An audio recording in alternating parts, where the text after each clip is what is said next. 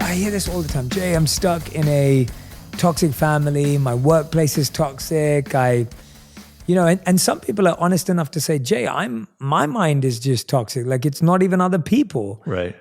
Where do you start? Where do you guide people in that journey? Yeah, it's obviously something I've been thinking about and dealing with for my whole life, particularly in all my different jobs. I'd had a lot of bosses that we would qualify as the psychotic boss, or no matter what you do, that never pleases them kind of thing.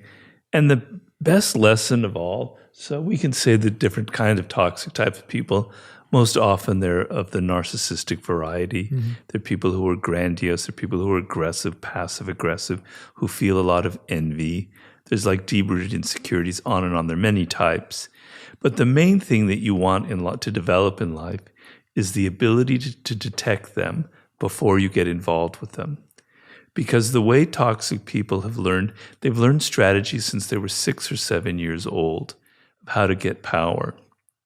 And they embroil you in dramas. They get into your emotions, right? They entangle themselves in your life. They don't come at you saying, I'm toxic, I'm a narcissist, get away from me. They know how to appear charming. They know how to be interested in you. They know how to be moderately pleasing, etc. They can even be charismatic.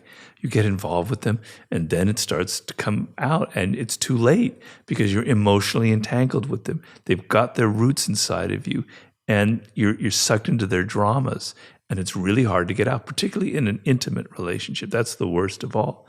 The best thing you want to develop in life is the radar to detect them before you get involved with them. Mm-hmm. And it requires a change in how you perceive people.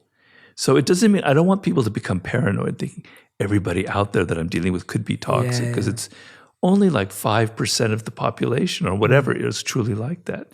But you want to be able to see the signs beforehand, right? Yeah. And you don't want to judge people based on their words, based on their charming personality, based on their glittering resume. You want to be able to judge their character, what's deep, deep inside of them, right? The things that are not so visible at first glance, right?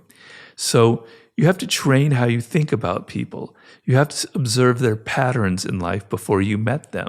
If this person you're about to get involved in a relationship tells you, all of my wives and girlfriends in the past, they were just such blah, blah, blah, blah, blah, and then you hear that they only lasted a year or so, and it was always their fault, your antenna should go up. Something is wrong here. This person isn't revealing the truth. This probably coming from something within. In my 48 Laws of Power, I talk about infection, where there are people who have an infecting power on you. They're surrounded by all kinds of drama. They continually present themselves as the victim of other people, whereas in fact, they're the ones that constantly draw this drama to them because that's how they survive. And you're going to find yourself involved with them, and it's going to be horrible to get out of the relationship. You're going to feel guilty. So develop the power to recognize them before you get involved. And I have, in the Laws of Human Nature, tons of advice about that. Paying attention to people's nonverbal cues. A narcissist tends to have a very animated face, but a kind of a deadness in their eyes. They're kind of listening to you, but you can hear that they're actually thinking about themselves, or they're not really connecting to you through the eyes. The face is alive, but the eyes are dead, right? There are signs, nonverbal cues that will show you that you're dealing with someone who's not, I hate the words like sociopathic, psychopathic, but who is, generally very self-directed, right? Mm-hmm.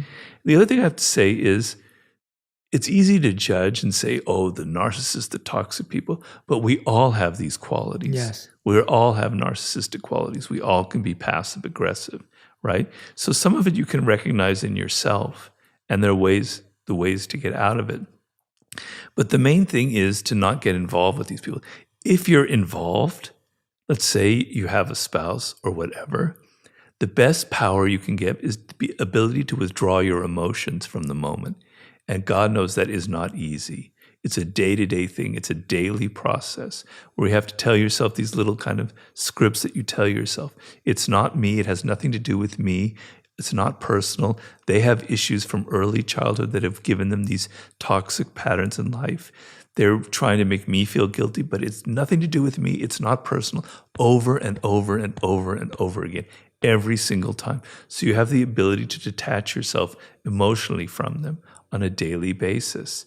If you're in a job and you have a toxic colleague or a toxic boss, if you can get away from them, if you can quit your job, if you can move to another part of the office, do it, because it's worth it. It's not worth collecting $10,000 extra a year with this boss, because it's going to damage you emotionally. It's going to take you years to recover. 3 years with a toxic boss, you may never recover. So if you can, quit the job. No job is worth that kind of abuse. It's going to hurt you. It's going to damage you, right? And the same in a relationship as well. If you can't get out, you have to develop a habit of detachment and not taking things personally. And oddly enough, when people sense that in you, like a toxic person senses that they can't push your buttons, it has a powerful effect on them. I'm not saying it's going to cure them, but they thrive on the ability to push your buttons. Mm-hmm. To see you getting upset and angry just makes them so excited in a perverted way. The fact that you're not taking it personally, that you're calm, that you're centered, that you're thinking to yourself, it's not personal, it's going to have a powerful effect on them. It may not end the dynamic, but it will have more of an effect that you want than constantly falling for their ploys and their games and getting emotionally sucked into their dramas. Yeah.